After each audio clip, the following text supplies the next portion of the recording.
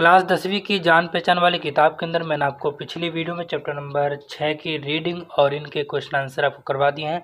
आज की वीडियो में चैप्टर नंबर 7 की रीडिंग और इनके क्वेश्चन आंसर को पढ़ेंगे, ठीक है। तो इनकी रीडिंग से पहले इनके राइटर को पढ़ लेते हैं। तो चलिए वीडियो को शुरू करते हैं। और वीडियो को शुरू करने से पहले अगर आप हमारे इस चैनल पर नए हैं तो इस चैनल को ज़रूर सब्सक्राइब कर लें, शेयर कर दें, लाइक ज़रूर करें। तो चलिए शुरू करते हैं। बिस्मिल्लाहिर्रहमानिर्रहीम। सैयद एहतशाम हुसैन 1912 में इनकी पैदाइश हुई और 1972 में इनका इंतकाल हो गया। प्रोफेसर सैयद एहतशाम हुसैन की पैदाइश कस्बा माहिल ज़िला आज़मगढ़ यूपी में हुई। यहीं इब्तिदाई तालीम हासिल की और आला तालीम के लिए इलाहाबाद आ गए। यहीं उनका इंतकाल हुआ। एहतशाम हुसैन का शुमार उर्दू के सफ़े अव्वल के नक्कादों में होता है। वो तरक्की पसंद तहरीक से वाबस्ता रहे। वो कई किताबों के मुसन्निफ़ थे।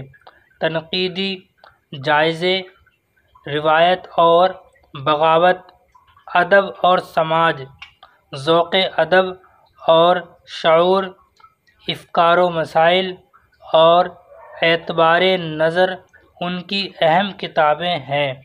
उन्होंने अमेरिका और यूरोप का एक सफ़रनामा भी लिखा है। उन्होंने बच्चों के लिए उर्दू की कहानी लिखी। इस किताब में उर्दू ज़बान और अदब की तारीख़ मुख्तसर तौर पर बहुत ही आसान और दिलचस्प अंदाज में बयान की गई है। ये सबक उनकी किताब उर्दू की कहानी से लिया गया है। आइए अब चैप्टर पढ़ते हैं। ज़बानों का घर हिंदुस्तान। हिंदुस्तान एक लंबा चौड़ा देश है जिसमें कहीं ऊंचे पहाड़ और कहीं गहरी नदियां रास्ता रोकती है। कहीं फैले रेगिस्तान है जिनमें आबादी कम है। कहीं ज़मीन सोना उगलती है, कहीं बंजर है और कुछ पैदा नहीं होता। फिर यहाँ के बसने वालों को देखो तो काले भी हैं और गोरे भी, खूबसूरत भी हैं और बदसूरत भी, लंबे कद वाले भी हैं और चौड़े कद वाले भी, जंगलियों की तरह ज़िंदगी बसर करने वाले भी हैं और बड़े बड़े शहरों में रहने वाले भी। यहाँ ना जाने कितनी तरह के लोग मिलते हैं और कितनी तरह की ज़बानें और बोलियां बोलते हैं। कुछ ऐसे हैं जिनको हिंदुस्तान में बसे हुए 5000 वर्ष से भी ज़्यादा हो गए।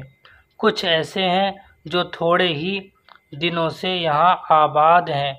ऐसे देश में अजीब अजीब ढंग की कौमें होंगी और अजीब अजीब ज़बानें, लेकिन इससे घबराना नहीं चाहिए। ये तो इस मुल्क के बड़े होने की निशानी है कि इसमें अलग अलग होने पर भी सबके मिलजुल कर रहने की गुंजाइश है।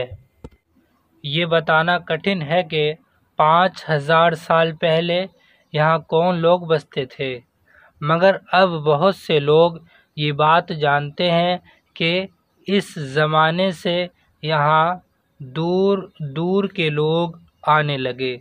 इतना समझ लेना कुछ मुश्किल नहीं है कि पहले दुनिया के ज़्यादातर लोग वहशियों की तरह ज़िंदगी बसर करते थे और खाने पीने की खोज में छोटी छोटी टोलियों में मारे मारे फिरते थे, जानवरों का शिकार करते थे या दरख्तों के फल पत्ते और जड़ खाकर पेट भरते थे। इनमें के कुछ लोग यहाँ भी पहुँचे। उनकी नस्ल के लोग अब भी बंगाल, बिहार, छोटा नागपुर और विंध्याचल के पहाड़ों के करीब पाए जाते हैं। वो जो ज़बान बोलते थे वो आज भी अलग है। ان میں سے کول اور منڈا قبیلے مشہور ہیں اور اپنی بولیاں بولتے تھے۔ یہ بات یاد رکھنا چاہیے کہ دنیا میں کوئی قوم ایسی نہیں ہے جو کوئی بولی بولتی نہ ہو۔ یہی بات تمام انسانوں میں ملتی ہے۔ ان کے 1000-1.5 برس کے بعد دراوڑ لوگ پچھم کی طرف سے آئے۔ وہ لوگ جنہیں دراوڑ کہا جاتا ہے، یہاں انہوں نے خوب ترقی کی۔ آج بھی مدراس، میسور، آندھرا پردیش اور کیرل میں یہی لوگ آباد ہیں۔ تم نے تمل، تیلگو زبانوں کے نام سنے ہوں گے، یہ انہی لوگوں کی زبانیں ہیں۔ یہ تو تھا ہندوستان کا حال۔ باہر ایران، چین اور ترکستان وغیرہ میں ایک اور قوم جسے عام طور سے تاریخ میں آریہ کہا جاتا ہے، ترقی کر رہی تھی۔ یہ لوگ بہادر تھے، اچھی شکل رکھتے تھے، گھوڑے سے کام لینا اور کھیتی کرنا جانتے تھے۔ کوئی 3500 برس ہوئے یہ لوگ ہندوستان میں آئے اور انہوں نے یہاں کے پرانے بسنے والوں کو ہرا کر اتری بھارت میں اپنا راج قائم کیا۔ ان لوگوں نے بہت سی نظمیں، بھجن اور گیت لکھے۔ یہ بات یاد رکھنے کی ہے کہ یہ لوگ جو زبان بولتے تھے اسے آریائی زبان کہتے ہیں۔ سنسکرت اسی کی ایک شاخ ہے۔ یونانی، جرمن، پرانے زمانے کی فارسی اور یورپ کی کئی زبانیں اسی خاندان سے تعلق رکھتی ہیں، اور جب تم آگے بڑھ کر ان زبانوں کو پڑھو گے تو معلوم ہوگا کہ سب ایک دوسرے سے ملتی جلتی ہے۔ زبانوں کی کہانی بڑی لمبی ہے، مزیدار ہے، مگر یہاں اس کے بیان کرنے کا موقع نہیں ہے۔ بس یہ یاد رکھنا چاہیے کہ سنسکرت انہی ہندوستانی آریوں کی زبان تھی۔ تمام لوگ سنسکرت نہیں بول سکتے تھے۔ یہاں پرانے بسنے والے یا تو اپنی بولیاں بولتے تھے یا ملی جلی زبانیں۔ دھیرے دھیرے یہ ہوا کہ سنسکرت اونچے ذات کے ہندوؤں کی زبان ہو کر رہ گئی، عام لوگ اس سے دور ہو گئے۔ یہ لوگ جو زبانیں بولتے تھے ان کو پراکرت کہتے ہیں۔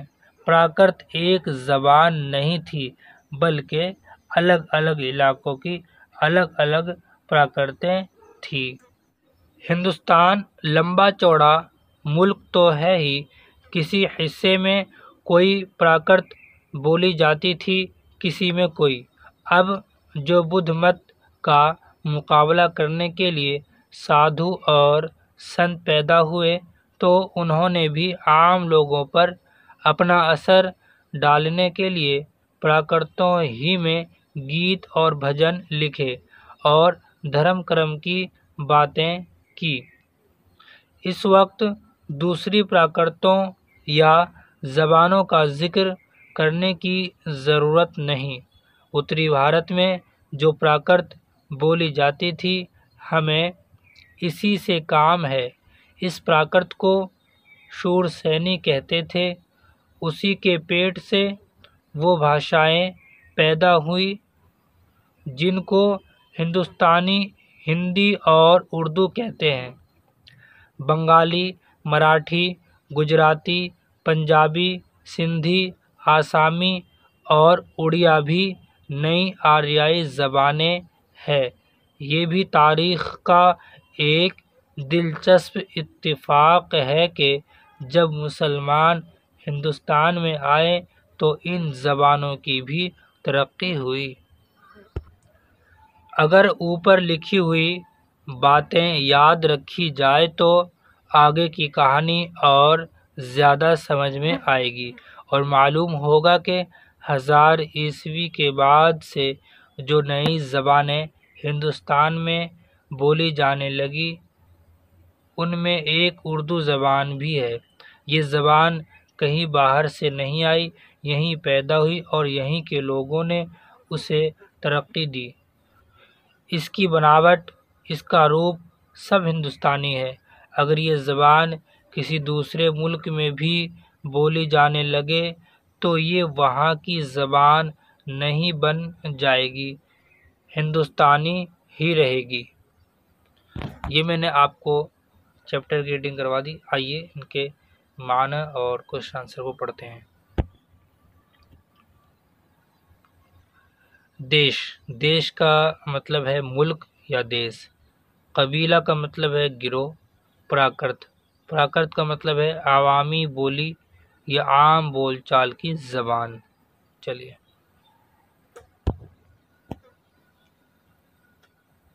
سوال نمبر 1 ہے ہندوستان کی خصوصیات کیا ہے؟ آئیے جواب پڑھتے ہیں۔ ہندوستان ایک لمبا چوڑا دیش ہے جس میں کہیں اونچے پہاڑ، گہری ندیاں ہیں، کہیں ریگستان، کہیں زمین زرخیز ہے، کہیں بنجر۔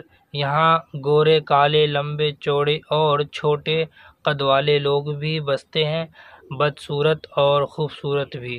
جنگلوں کی طرح زندگی بسر کرنے والے لوگ بھی ہیں اور شہروں میں بھی لوگ بستے ہیں۔ اس دیش میں طرح طرح کی بولیاں اور زبانیں بولنے والے لوگ اور عجیب عجیب ڈھنگ کی قومیں بستی ہے۔ سوال نمبر 2 ہے ہندوستان کی قبائلی نسلوں کے نام کیا ہے؟ جواب ہے کول اور منڈا۔ مشہور قبائلی نسلوں کے لوگوں کے علاوہ دیگر قبائلی نسلوں کے لوگ رہتے ہیں۔ سوال نمبر 3 ہے دراوڑ کون سی زبانیں بولتے ہیں؟ جواب ہے دراوڑ تمل تیلگو زبانیں بولتے ہیں۔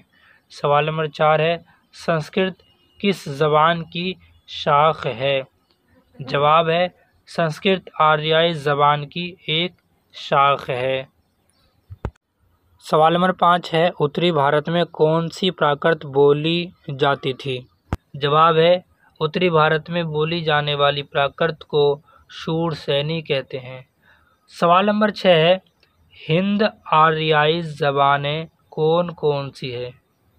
جواب ہے بنگالی، مراٹھی، گجراتی، پنجابی، سندھی، آسامی اور اڑیا ہند آریائی زبانیں ہیں۔ سوال نمبر 7 ہے اردو کہاں پیدا ہوئی اور کس زبان سے نکلی ہے؟